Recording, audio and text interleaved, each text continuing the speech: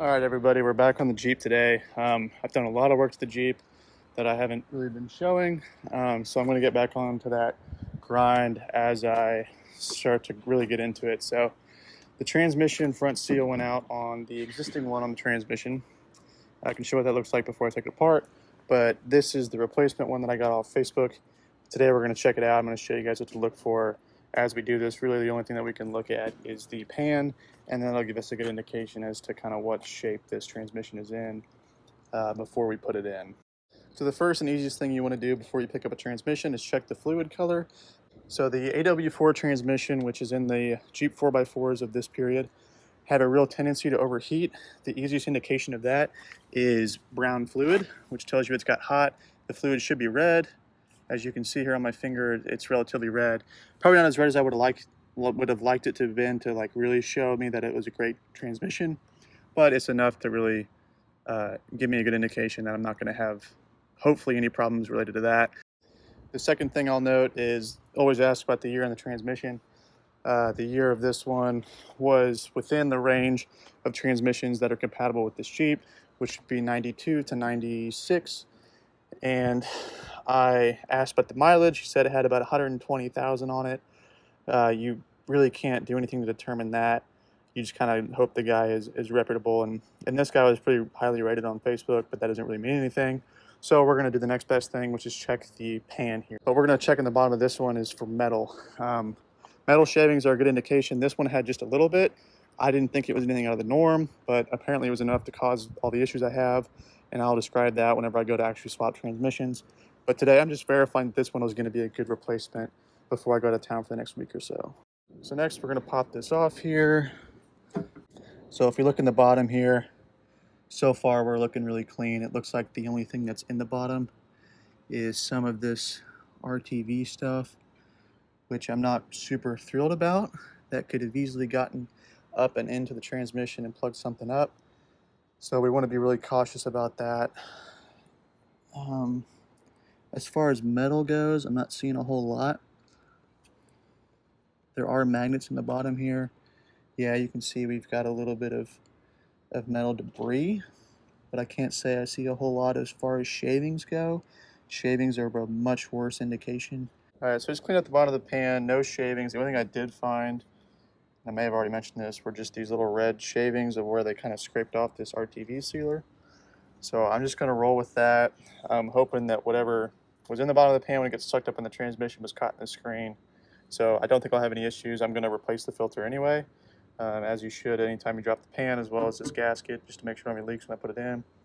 So I'll do that, seal up this transmission, and then when I get back from vacation, it'll be good to go. For those of you who have never seen a transmission on the inside, this is what it looks like. This is your output shaft, and so this is a four-wheel drive transmission. So where this bolts on, this is called a transfer case, and we'll show all that whenever we actually take it out of that Jeep. But it is essentially what actually activates the four-wheel drive. So normally this will spin and just spin your rear drive shaft all the way to your rear end. And then the transfer case, you're actually spinning the transfer case. It has two drive shafts, one that goes to the rear, one that goes to the front. And when you put it in four-wheel drive, you activate both drive shafts. So just some other stuff. This is your valve body, I think. I can't really see anything with the filter on there, but nowadays it's all electric switches and regulates everything. But they're all very highly machined and polished. So if you get anything in your transmission, which is what I'm worried about, those little red pieces going in there and plugging something up, it's very sensitive. So all in all, it looks very clean on it, so I'm not terribly worried about it. But again, just you can never be too cautious. You can see down here, this is the shifter where your shifter knob goes. You can see we can actually shift gears with it outside. And it's very simple, right? You've got this piece of metal bolted in that holds these notches, and that puts you in your different gears. Up front, we've got our torque converter. This one's kind of rusty, but all in all, it should work fine. So we'll get it all put together, and hopefully this works. If it doesn't, then I'll have to do it all over again, and you guys will get 2 lessons out of it. So I'm gonna put this back together, and then in a couple weeks we'll be putting the new transmission, new as in new to me, in the Jeep. Right now what you see is the transmission here, just the raw transmission, and then here we have our torque converter. This is what puts you in four-wheel drive. So this is where your front drive shaft would go forward and your rear drive shaft would go to your back wheels. And then you can see here where it mates, we've got our splines that come through here and protrude. So if you were a smart person with all the abilities in the world, you'd replace this seal right here, especially since it's a used transmission, as well as the seal here on your drive shaft. I am dumb, and I'm doing this in the street right now, so we're not going to do that, and we're just going to put it in. I don't know anything about the condition of this transmission. It's a gamble as to whether it'll work or not, and you know, I'm kind of nervous about it, but we'll see how it goes. So what we're going to do to mate the torque, or the I don't know if I said torque converter, but I meant transfer case. This is a transfer case.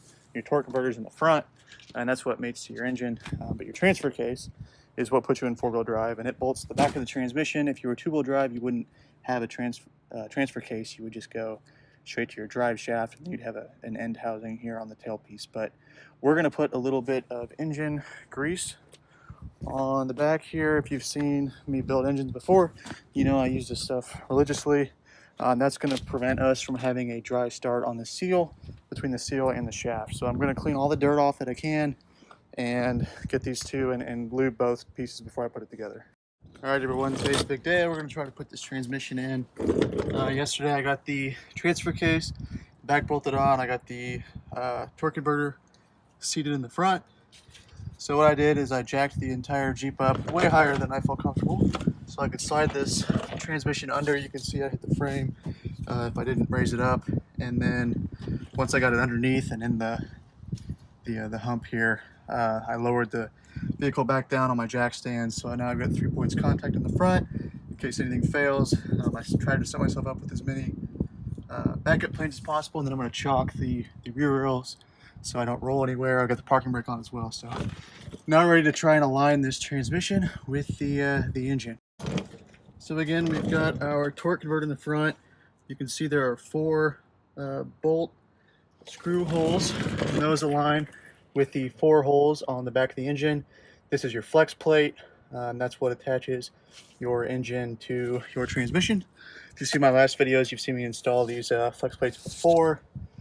So we're going to try to get this bolted to the bell housing, which is the metal part around the engine, this part, and then we're going to get it started, and then we're going to go ahead and try to line up these 4 bolt holes here. I don't really know what the best method is, but we're going to go that way.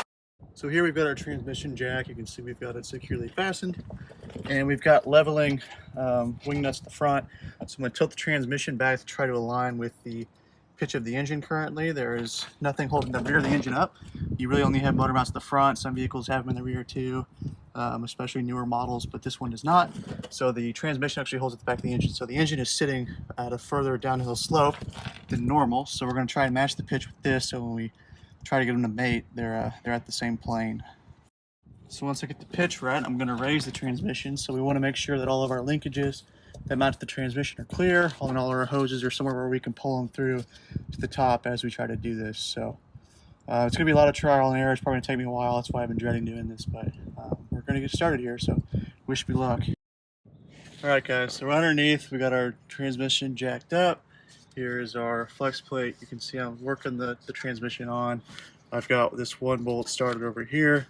There's an identical bolt over here with a dowel alignment rod. If you can see there, there's a threaded portion and then a non-threaded portion. That non-threaded portion is inserted into the bell housing to help you align it up, and the bolt goes through it. So you can see we're almost there. Once I get these 2 started, we'll be pretty much home free, and we can keep going here. All right, so we've got our bolts started down below. We're going to start up top and get our wires ran. Here I already ran the 3 connections that go to speedometer and various other transmission readings.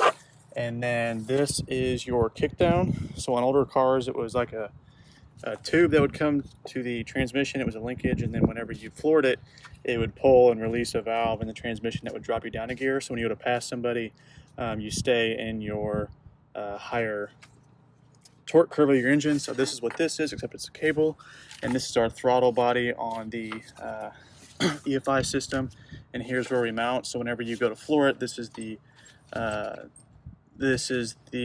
throttle cable. So when you go to floor it, you can see that this one pivots down, which this one is attached to, and it pulls this cable, and that'll kick you down a gear whenever you go to floor it, and this extends all the way. Alright guys, so we got all the bolts around the bell housing, other than the bottom side here where the cover goes for the torque converter. I'll put that on tomorrow, but I got all the bell housing, so now we can lift the transmission up, put the cross member in. Right now I'm putting the linkages in before I put the cross member in. This is our transfer case linkage, so when you pull it, this goes up inside the cab, so when you pull this linkage, it makes this move and then engages your transfer case back here. Up here is our actual our gear shift. So this cable will pull this rod. You can hear it click. These are your different gears. So as you put it in different gears, you're actually moving it physically down here. So it's just a little U-joint that pops on there. I'll get my pliers and force it together. But once we do that, then we'll put the cross member on, and that's where your transmission mount is, and I'll show that in a little bit. So this is our transmission mount. It is a couple pieces of rubber suspended, and as you accelerate and the transmission takes torque, this is what takes it out of driving it all the way through your frame and then feeling it in the vehicle. So this kind of cushions that. These do wear out. This has got plenty of life in it. It still feels good.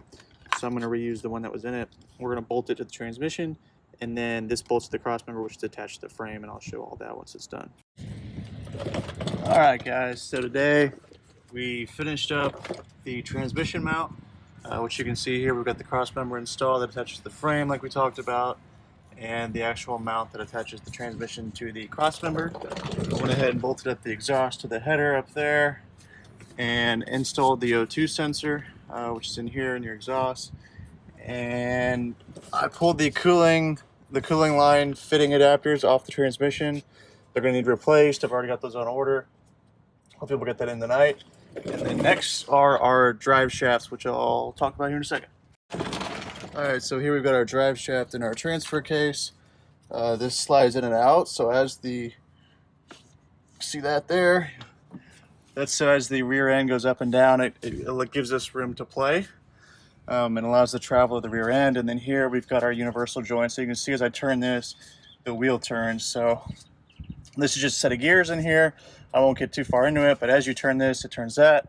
And so as this transmission rotates, it goes through our U-joint, through our drive shaft, to our other U-joint, and then rotates this shaft, which then turns the tires. So we're gonna turn this to align it with our drive shaft, put our clamps on, and then we're good to go. All right, so we've got our drive shafts installed. I used some thread lock on them just to keep the bolts from coming out. So we got the front and the rear done. Lastly, we're going to check the fluid level in the rear transfer case. There's a fill plug and a drain plug. The way you check the level on these is old school. So you pull the top plug. If fluid comes out, you're good, topped off. If not, you need to fill it up to the bottom part of this fill plug. So we're all good. And so last thing we need to do is take up our cooling line. So we're going to go to the auto parts store and get the pieces for that. And then we'll be ready to start this up tonight. All right, you guys, we're going to start it up and then see if any fluid drowns out or there's any terrible noises. And then if that works, we'll take it for a test drive. So here we go. All right, y'all, we're running no check engine lights, which is great. We've got no fluid running out anywhere, which is a huge upgrade from the last one. Next, we're going to check the dipstick and make sure we've got enough fluid in it before we take it for a test drive. All right, guys, we are driving. She's shifting good. I think so far so good. Nothing's fallen down that I forgot to tighten, which is also a good sign. But it also sounds way better than the last one. So we're gonna get on a little bit. Shifts real smooth right there. So I haven't gotten the highway speeds yet, but just around the block, we are looking good. All right, y'all, that's it. We are good to go, I think. I'll keep you guys posted if anything goes wrong, but so far so good. And we're back on the road now, so appreciate you guys following along.